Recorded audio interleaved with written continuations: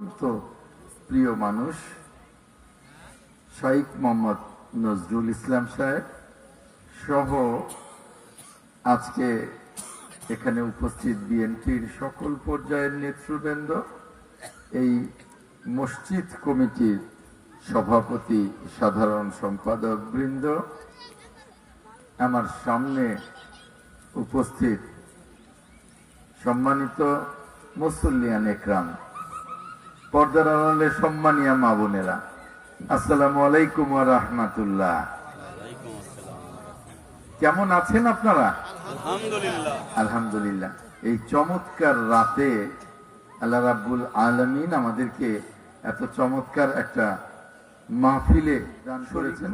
রাব্বুল আলামিনের কাছে আমরা শুকরিয়া আদায় করি। শুকর আলহামদুলিল্লাহ।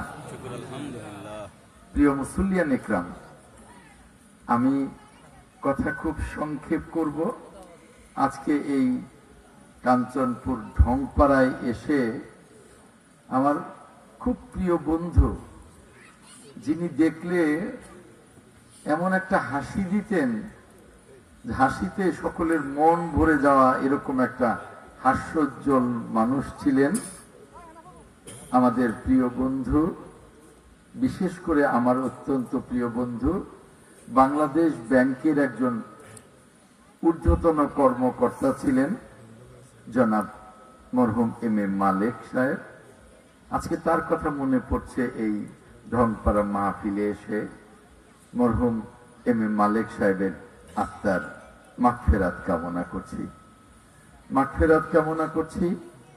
এই সমাজের যারা যুগে যুগে ইন্তেকাল করেছেন সকলের মাগফিরাত কামনা করছি।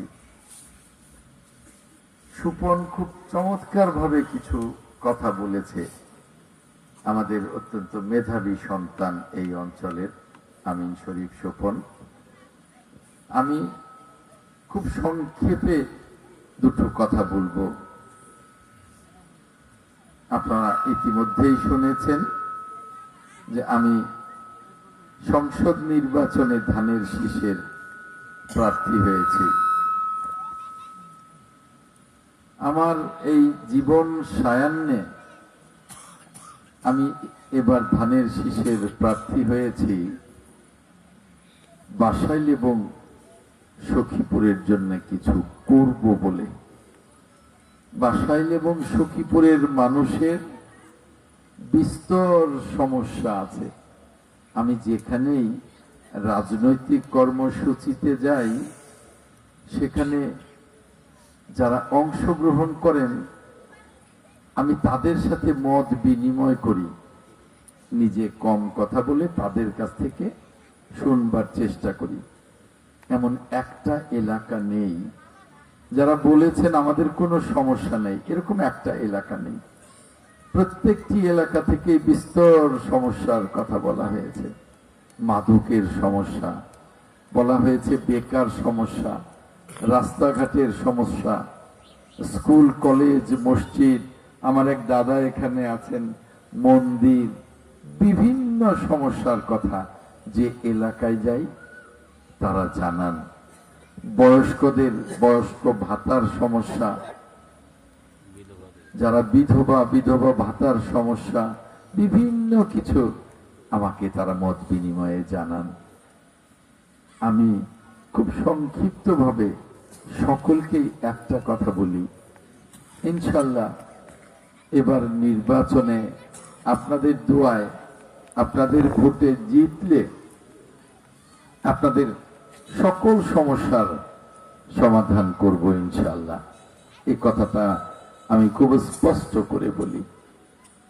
আজকে আমার দল বিএনপি চেয়ারপারসন, সাবেক তিনবারের সফল প্রধানমন্ত্রী, বাংলাদেশের ঐক্যের প্রতীক, বাংলাদেশের 18 কোটি মানুষের অভিভাবক, প্রিয় নেত্রী, দেশনেত্রী ম্যাডাম খালেদা জিয়ার জন্য আপনাদের কাছে দোয়া চাই, পর্দার আড়ালের মা বোনদের কাছে দোয়া চাই। তিনি ঢাকার এভার কেয়ার হাসপাতালে মৃত্যুর সাথে পাঞ্জা লড়ছে। জীবন মৃত্যুর সন্ধিক্ষণে তিনি সিসিউতে আছেন। আপনারা তার জন্য দোয়া করবেন।